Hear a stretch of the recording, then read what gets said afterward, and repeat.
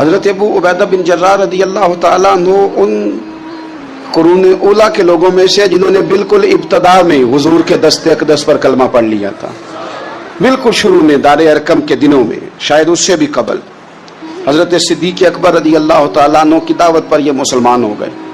بالکل شروع کے لوگ ہیں، وہ جو 10 لوگ جنہیں حضور نے جنت کی بشارت دی، عشرہ مبشرہ، ان میں نام ہے حضرت ابو عبیدہ بن جراح کا۔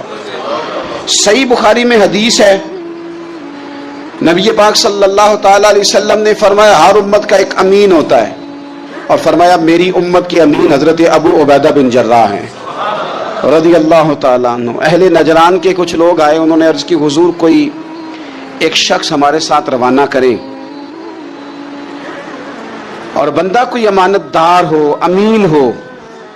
تو حضور مسکرائے، فرمایا میں تمہیں ایسا امانت دار دیتا ہوں کہ وہ اس طرح کا امانت دار ہے جس طرح کا کسی کو امانت دار ہونا چاہیے۔ ختم ہو جاتی ہیں اس سے آگے پیچھے یہ ساری تعریفیں۔ فرمایا اس طرح کے امانت دار کو تمہارے ساتھ بھیجتا ہوں، وہ کون ہے؟ فرمایا حضرت ابو عبیدہ بن جراح۔ اتنے فضائل جس شخص کے ہیں، آپ لوگوں کی کمزوری نہیں ہے، ہماری کمزوری ہے۔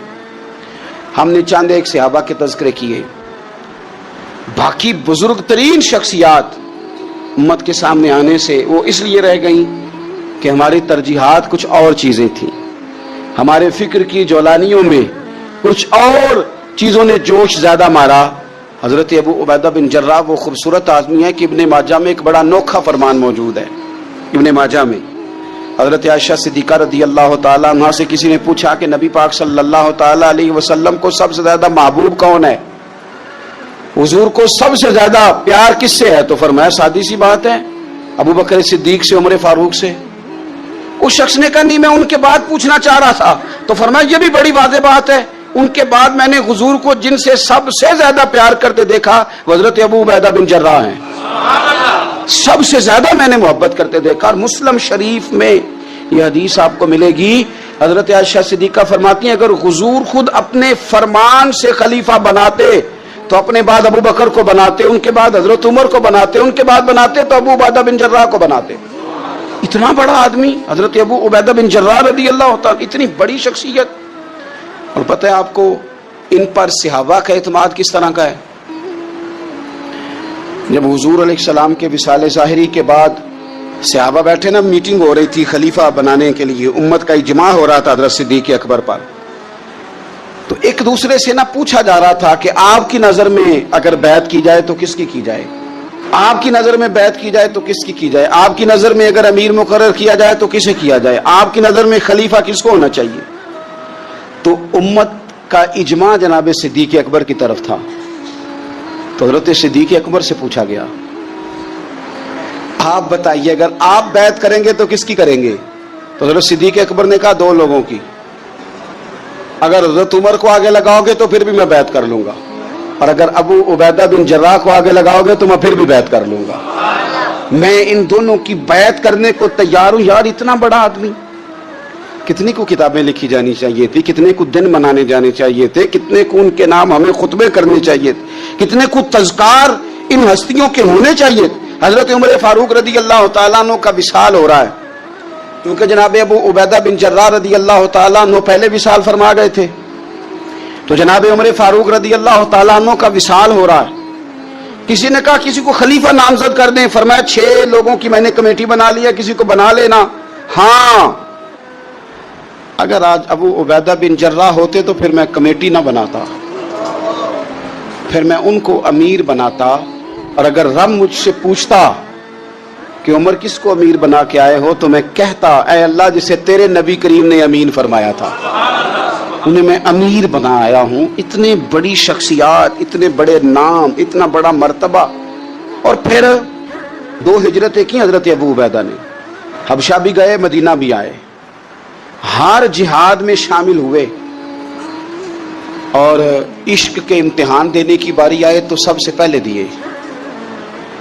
زرہ کی 2 کڑیاں ٹوٹ کے احد کے میدان میں حضور کے رخساروں میں پیوست ہو گئی تھی، دوڑ کے آئے حضرت ابو عبیدہ، اور ایک کڑی اتاری، اپنے دانت سے زور سے کھینچی تو ایک دانت ٹوٹ گیا، پھر دوسری کڑی زور سے نکالی حضور کے رخسار نور سے تو دوسرا دانت ٹوٹ گیا، لیکن حضور کی تکلیف برداشت نہیں کر سکے. عجیب امتحان لیا ان کی محبت نے بھی, عجیب امتحان لیا. اعظم بلا سے اپنی وہ ہستی ہی کیوں نہ ہو, جو چیز اس کی راہ میں حائل ہو پھونک دو. عجیب امتحان لیا. احد کے میدان میں ان کے والد ان کے مقابلے میں آ گئے تھے. یہاں تو مقابلہ ہوتا ہے نا دولت اور دین کا, تو لوگ کمزوری دکھا جاتے ہیں. وطن اور دین کا تو لوگ کمزوری دکھا جاتے ہیں. یہاں تو مقابلہ ہوتا ہے نا ہمارا اپنے نفس کی خواہشات اور دین کا, تو غلبہ کچھ اور چیزیں لے جاتی ہیں, لیکن سامنے باپ ہے اور اس طرف دین ہے, حضور کی محبت ہے, نبی پاک کی غلامی ہے. مقابلہ ہو رہا ہے, قبول کس کو کرنا ہے؟ حضرت ابو عبیدہ نے پھر فیصلہ کیا, میدان احد میں تلوار اٹھائی اور باپ کی گردن کاٹ کے پھینک کے لوگوں کو بتایا کہ کائنات میں ہم سب سے بڑھ کے پیار کرتے ہیں تو مدینے والے محبوب سے کرتے ہیں. اتار دی گردن باپ کی. حضرت ابو عبیدہ بن جراح رضی اللہ تعالیٰ عنہ نے اس طرح قربانیاں پیش کی. میدان کے آدمی تھے, میدان میں رہے, ساری زندگی میدان میں رہے, لشکروں کی قیادت کی ساری زندگی. حضرت ابوبکر صدیق رضی اللہ تعالیٰ عنہ نے ان کو جہاد کے لیے بھیج دیا تھا. حضرت عمر کا بڑا اعتماد رہا. دوستی کس سے تھی؟ حضرت معاذ بن جبل سے. گہرے دوست کون تھے؟ حضرت خالد بن ولید. ان لوگوں سے گہری دوستی تھی. سادہ بود و باشت, سادہ کھانا, سادہ اٹھنا بیٹھنا, سادہ مزاج. حضرت عمر فاروق رضی اللہ تعالیٰ عنہ ملک شام گئے, یہ بھی ملک شام میں تھے. جناب عمر فاروق کے مزاج میں جلال تھا. آپ نے کچھ لوگوں کو دیکھا جنہوں نے زرق برق لباس پہن لیے, بڑے بڑے عالی شان بنگلے بنا لیے, بڑے بڑے گھروں میں رہنے لگے. تو حضرت عمر کو اتنا جلال آیا کہ زمین پر اتر کے نا سنگریزے اٹھا کے تو لوگوں کو مارتے تھے. فرماتے تھے اتنی جلدی حضور کی تعلیم بھول گئے اور تم نے اجمیوں کے طریقے اپنا لیے. اتنی تکلیف کے ساتھ حضرت عمر گفتگو کرتے, لیکن حضرت ابو عبیدہ سے ملتے تو فرماتے یار تھوڑی روٹی بھی کھایا کر, کبھی تو بھی کپڑے بدل لیا کر. اتنا فقر, اتنی سادگی. اولین لوگوں میں سے جن کے لیے لوگ مسلمانوں کا امیر المومنین بنانے کی باتیں کر رہے ہیں. حضرت عمر ملنے گئے تو کسی چٹائی کے ٹکڑے کی تہ 2-3 لگا کے گھوڑے پہ اس کو رکھ لیا جاتا تھا سواری کرنے کے لیے تاکہ پسینہ نہ آئے. اسی کو اتار کے نا تو سرانہ بنا کے بیٹھے لیٹے ہوئے زمین پہ. حضرت عمر ملنے گئے تو حضرت عمر فاروق رضی اللہ تعالیٰ عنہ کو بھی اپنے ساتھ زمین پہ بٹھا لیا. تو حضرت عمر فرمانے لگے میں نے تو روٹی کھانی ہے تجھ سے, دوست ہے میرا, کھانا کھلا. تو کہنے لگے کھلاتے ہیں نا, کھلانا کیوں نہیں. یہ بھی لوگ تھے, اسی دھرتی پہ رہتے تھے. ان لوگوں کو نا کسی چیز نے اپنے قبضے میں نہیں لیا. نہ عورتوں کی باتیں انہیں بہلا سکیں, نہ بچوں کی خواہشات کے ہتھے چڑھے, نہ زمانے کی تیز دوڑ میں شامل ہوئے, نہ کسی کہانی کا حصہ بنے, نہ لوگوں کی یہ باتیں کہ دور بدل گیا. کوئی چیز ہیوی نہیں ہوئی, اس لیے کہ انہوں نے فقیری مدینے والے محبوب سے سیکھی تھی. فقر میرے نبی کریم علیہ السلام سے سیکھا تھا. فقر تازہ تھا, ذہن وسیع تھا. حضرت سیدنا عمر نے کہا روٹی کھانی ہے تو تھیلے میں ہاتھ ڈالا, 2 خشک ٹکڑے روٹی کے نکالے اور فرمایا کھا لے. تو حضرت عمر نے پکڑ کے منہ میں رکھے, چبائے اور جناب عمر رو پڑے. فرمانے لگے ہر بندے کو دنیا نے اپنے قبضے میں کر لیا ہے, لیکن ابو عبیدہ تو آج بھی بچا ہوا ہے. دنیا تجھے اپنے جال میں پھنسا نہیں سکی, تو قابو نہیں آیا, تو آج بھی اپنی جگہ پہ قائم ہے. تو وہیں کھڑا ہے جہاں مدینے والے محبوب نے ہمیں کھڑا کیا تھا. تو وہیں کھڑا ہے یار. اتنے حسین آدمی, اتنا بڑا نام, اتنا بڑا قد, اتنا بڑا کردار, اتنا بڑا حسن. ہزاروں کی فوج کے سپہ سالار ہیں. اگر میں کہہ دوں چیف آف آرمی سٹاف ہیں, میرا خیال ہے میری بات غلط نہ ہوگی. اتنی بڑی فوج کے سپہ سالار, اور اس فوج کے سپہ سالار جس میں کئی دفعہ سپاہی بن کے حضرت خالد بن ولید بھی لڑائی کر رہے ہیں. اتنی بڑی فوج کو کمان کرتے ہیں. لباس وہی سادہ, غذا وہی سادہ, انداز وہی. رومی بہت بڑی طاقت سمجھتے تھے اپنے آپ کو. جناب عمر کے زمانے میں ان کے خلاف لشکر کشی ہوئی. امیر کون ہے؟ حضرت ابو عبیدہ. ہاتھ میں تلوار پکڑی, گھوڑے پہ بیٹھے چلے گئے, محاصرہ کر لیا رومیوں کا, گھیر لیا. اب رومیوں نے کچھ تھوڑی سی مزاحمت کرنے کی کوشش کی, باہر آئے, لیکن کچھ بھی نہ ہو سکا. منہ کی کھا کے واپس اندر چلے گئے. कई दिनों से हजरत अबू उबैदा की फौज ने मुहासरा किया हुआ है। जब तंग आ गए तो पैगाम भेजा कि हम सुलह करना चाहते हैं। फरमाया सुलह तो मुसलमानों का पसंदीदा काम है, आ जाओ। उन्होंने कहा जी हम जजिया दे देंगे, हम किसी तरीके मुसलमानों के इताअत में आ जाएंगे, आप हमसे बात करें। फरमाया भेजो। उनका सिपा सालार आया। उन्होंने रोब डालने के लिए ना मुसलमानों पे सिपा सालार को बड़े कीमती कपड़े पहनाए, जर्क बर्क लिबास, आलीशान पोशाके, 5-7 लोग साथ, ये लोगों का तरीका होता है। वो प्रेशर डालने के लिए लोग किराए का मकान भी खरीद लेते हैं, किराए की कार भी हासिल कर लेते हैं, लोगों के बर्तन भी इस्तेमाल कर लेते हैं, किसी के घर से फर्नीचर भी मंगवा लेते हैं। तो आपने ना वो जर्क बर्क लिबास पहने हुए उन लोगों को आते देखा। अब वो बड़े अपने अंदाज में तो रोब डालने के लिए आए थे ना, तो आके पूछा मुसलमानों के अमीर कहाँ हैं लश्कर के? तो उन्होंने कहा इधर ही थे, यहीं कहीं होंगे। बड़ा हैरान हुआ कि हम तो बड़े लाओ लश्कर के साथ आए। याद रख लें, रोब कपड़ों का नहीं होता, रोब किरदार का होता है। फिर पूछा कहाँ हैं? ने कहा जनाब वो सामने खेमे में देख लो। वो खेमे में गए तो इतनी बड़ी फौज का सिपा सालार जमीन पे बैठे और अपने तीर सीधे कर रहे हैं। अब वो बड़े जर्क बर्क लिबास में कहने लगा अबू उबैदा बिन जर्राह आप हैं? फरमाया मैं ही हूं। कहा मिलना था? फरमाया आ जाओ। कहने लगा आप तो जमीन पे बैठे हैं। तो आप फरमाने लगे हमारे बुजुर्ग जमीन पे ही चलते थे, जमीन पे ही बैठते थे, जमीन पे ही खाते थे, नींद आती थी तो जमीन पे ही सो जाते थे। वो हैरानगी से कहने लगा आप इतने बड़े सिपा सालार होके इस तरह रहते हैं? फरमाने लगे मेरी जरूरियात सारी पूरी होती हैं, फिर भी कभी कोई मुश्किल बन जाए तो मैं थोड़ा सा कर्जा ले लेता हूँ हजरत मुआज बिन जबल से, उनको मुश्किल आ जाए तो मुझसे ले लेते हैं। तो बिल्कुल सही गुजारा हो रहा है कि इस तरह क्यों बैठे हैं, ये क्या बात हुई? हमारे यहाँ लोगों का रोना धोना नहीं, रोज मकान कोई नहीं तो रो पड़े, बच्चे की शादी करानी है तो रो पड़े, ओहो जी क्या बताएं गरीबी बढ़िया तो रो पड़े। जमीन पे बैठे हैं, जमीन पे बैठ के खुश्क टुकड़े खा रहे हैं, पर कह रहे हैं बड़े मुतमईन है। यार क्या हुआ? कोई ऐसा मसला नहीं। अगर कभी मुश्किल आ जाए तो मेरे दोस्त है हजरत मुआज बिन जबल, थोड़ा कर्जा ले लेता हूं, उनको जरूरत पड़े तो मुझसे ले लेते हैं। रूमी सुलह भी कर गए, बात भी कर गए, पर जहां जहां गए ना हजरत अबू उबैदा बिन जर्राह का फकर भी बयान करते गए। वो फकर भी बयान करते, क्या करें अब तो भाई पीरों की कोठियां भी देखने के काबिल हैं, क्या बताएं आप। अब तो जो ज्यादा फकीरी का दर्स देता है ना, उसकी पजारों देख के बंदा परेशान भी हो जाता है। इस पजारों से निकल के इसने फकर का दर्स दिया है। अब तो जनाब लोग यही कहानी आके सुनाते हैं, यही कहानी। यानी कुछ अमीर लोग हैं, वो कई दफा जलसों का टाइम लेने आते हैं तो लगता है कि पीराने पीर है, ये कहते हैं फलाने पीर साहब भी मेरे पास आते हैं, फलाने भी आते हैं, फलाने भी आते हैं, फलाने भी। शुक्र है जी अल्लाह का, फलाने को फोन करूं तो वो आ जाया करता है। तो मैंने एक से कहा, मैंने कहा यार आपने लिया क्या, सीखा क्या? आप तो अभी भी वहां खड़े हैं कि दौलत ही सारा कुछ है। क्या लिया आपने इतने पीरों को बुला के, हासिल क्या किया, मिला क्या? आज भी अगर वहीं खड़े हो तो फिर आपने फकर से क्या सीखा? कुछ भी नहीं। फिर तो आपने ना, मैं पहले भी एक दिन कहा था, फिर कहता हूं, मैं कहता हूं हमें ब्रांड ना बनाया करो, खुदारा मशहूर आदमी समझ के दावत ना दो, दीन का खादिम समझ के दावत दो। ऐसा काम ना करो कि फलाना बंदा बड़ा मशहूर है तो उसको दावत दे ले। कभी कभी बड़ी तकलीफ, मैं अभी थोड़े दिन पहले बड़े लंबे सफर पे था, सुबह मैं 8:30 घर से निकला, 8:30, और मैं 2-2:30 बजे वहां पहुंचा, लेकिन 10 कैमरे लगे हुए, आपकी कार से निकलने की फोटो, आपकी बैठने की फोटो, आपके आने की फोटो, मेरे घर में दाखिल होने की फोटो, फ्रीजर के साथ फोटो, अंदर वाले दरवाजे के साथ फोटो। क्या मेरा मतलब है मामला है। अब आपके सामने 15 कैमरे चल रहे हैं, आप टांग भी सीधी नहीं कर सकते क्योंकि आपको बड़ा सेट होकर बैठना है, फोटो हो रही है। तो काफी टाइम गुजर गया, तो मैंने उनसे कहा कि यार मैं 7-8 घंटे, मेहरबानी करो टांगे तो सीधी कर लेने, इसको जरा बंद करो कैमरे को, और मेहरबानी करो एक पानी का गिलास ही दे दो, चाय का कप ही पूछ लो। ठीक हो गया सारा कुछ अपनी जगह पे, लेकिन ये कुछ मिजाज, मतलब हमने तो बुजुर्गों के पास बैठ के वक्त गुजारा है।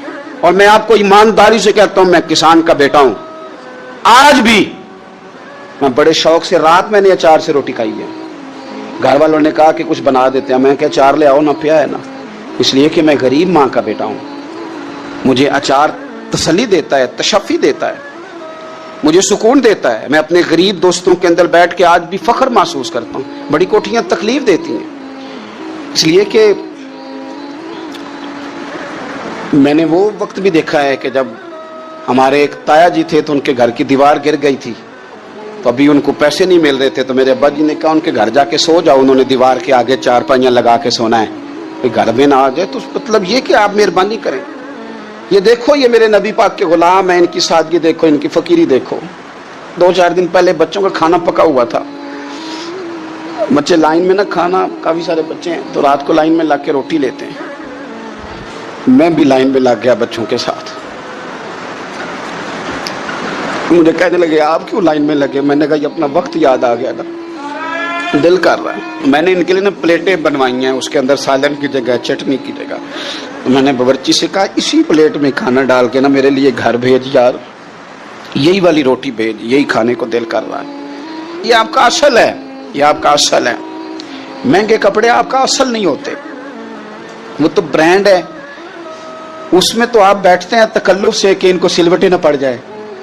اس میں تو آپ کسی سے صحیح طریقے سے سینہ بھی نہیں ملاتے کہ کہیں کو مسئلہ نہ بن جائے. حضرت ابو عبیدہ بن جراح رضی اللہ تعالیٰ عنہ نا اپنے گھر میں بیٹھ کے رو رہے تھے, روتے جا رہے تھے.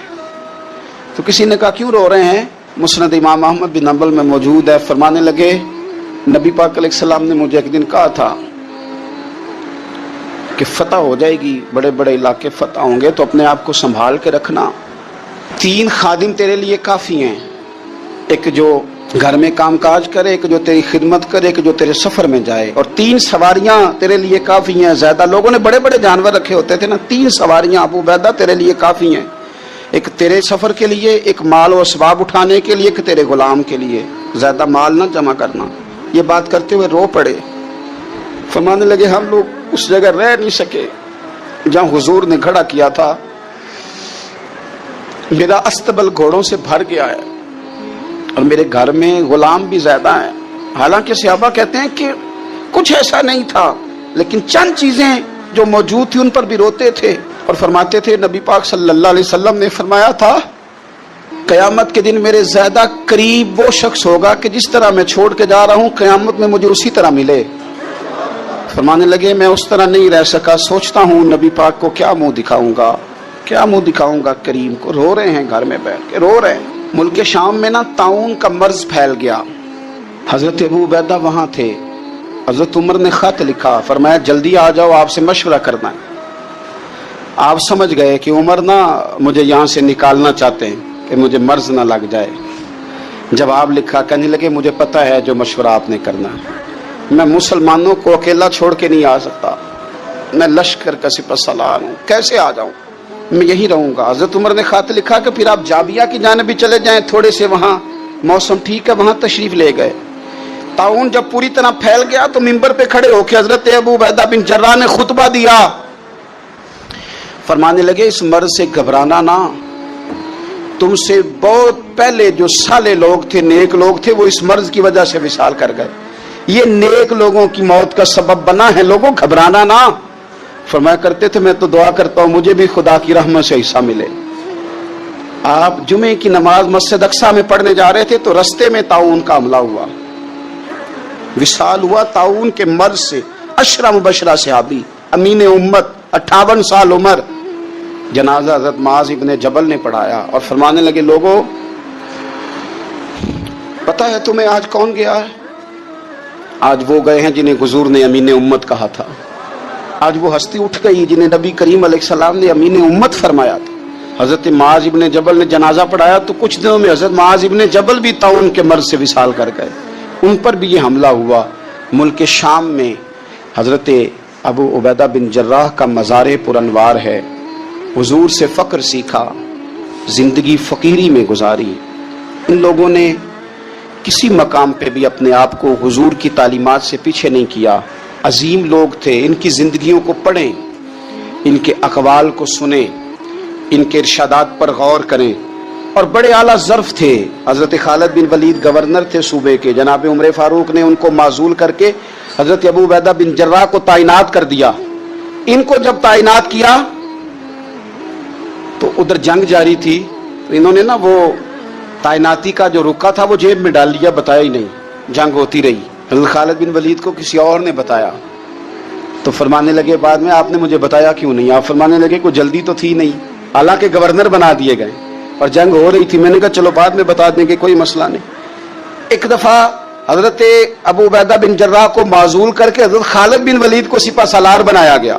آپ فرمانے لگے سن خالد, جتنی خوشی مجھے اپنے سپہ سالار بننے کی ہوئی تھی اس سے بڑھ کر تیرے بننے کی ہوئی ہے. کسی جگہ کسی عہدے کا لالچ نہیں, کسی جگہ کوئی دنیا داری نہیں, فقر فقیری درویشی سادگی حسن تھا, عشرہ مبشرہ لوگوں میں سے تھے. اللہ کے حضور دعا ہے مالک کریم سمجھنے کی توفیق عطا فرمائے.